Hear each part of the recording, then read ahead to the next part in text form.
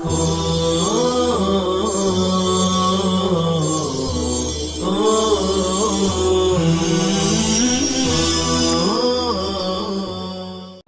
لله الذي خلق الإنسان في أحسن تقويم وأمده بالفهم وحباه بالتكريم. سبحانه رفع شأن العلم فأقسم بالقلم، وامتن على الإنسان فعلمه ما لم يكن يعلم، وقال لنبيه الأكرم صلى الله عليه وسلم: وأنزل الله عليك الكتاب والحكمة وعلمك ما لم تكن تعلم وكان فضل الله عليك عظيما.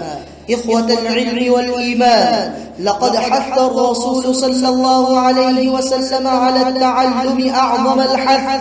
ورغب فيه كل الترغيب حتى جعله فريضة لازمة، وذلك في الحديث الذي اشتهر على الألسنة حتى حفظه الكبير والصغير والخاص والعام: طلب العلم فريضة على كل مسلم. والذي يراه العلماء أن العلم الواجب طلبه وتعلمه على المسلم هو ما لا بد له منه في دينه أو في دنياه. أما في دينه فلا بد له أن يتعلم من علوم الشرع ما يعرف به عقيدته معرفة يقينية صحيحة سالمة من الشركيات والخرافات، وما يصحح به عبادته لربه ظاهرا بأن تكون على الصورة المشروعة، وباطنا بأن تتوافر فيها النية الخالصة لله تعالى،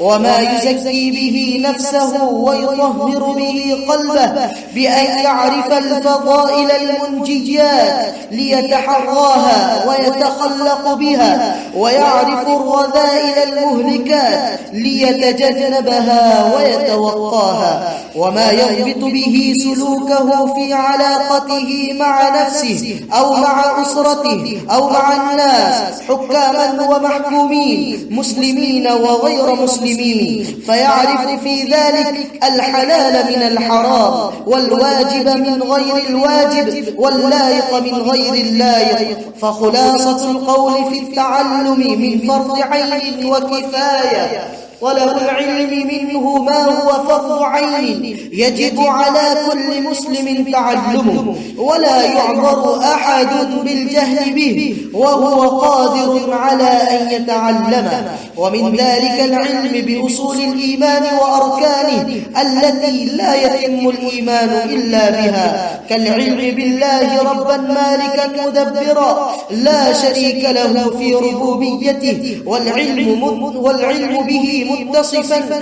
بجميع صفات الكمال والجلال منزها على كل نقص وعيب، والإيمان بما ورد من أسمائه وصفاته من غير تحريف ولا تأويل ولا تعطيل ولا تمثيل، والإيمان بإلهيته وأنه المعبود بحق، وصرف جميع أنواع العبادة له وحده لا شريك له، وعدم صرف شيء منها لغير الله، ومعرفة رسول الله صلى الله عليه وسلم بالإيمان به رسولا خاتما للنبيين، وتصديقه بما أخبر، وطاعته فيما أمر، واجتناب ما نهى عنه وزجر، وأن لا يعبد الله إلا بما شرع. ومعرفة دين الإسلام أي معرفة أصول الإسلام القطعية والحلال القطعي والحرام القطعي، والذي يسمى عند العلماء المعلوم من الدين بالضرورة، كوجوب الصلاة والزكاة ونحوها، ومعرفة حرمة الشرك وعقوق الوالدين والزنا وأكل الربا ونحوها، إضافة إلى وجوب العلم بكل ما يتوقف عليه صحة عبادة وجبت عليه،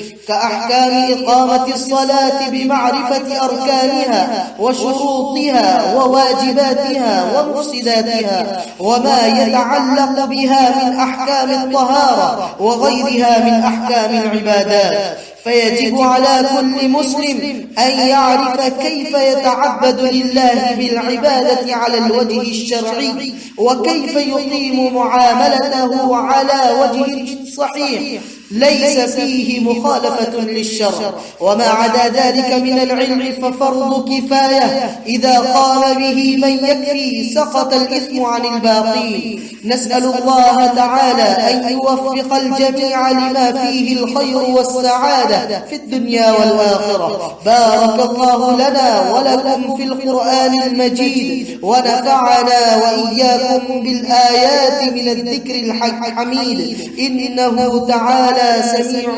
قريب مجيب، وهو على كل شيء قدير، والحمد لله رب العالمين.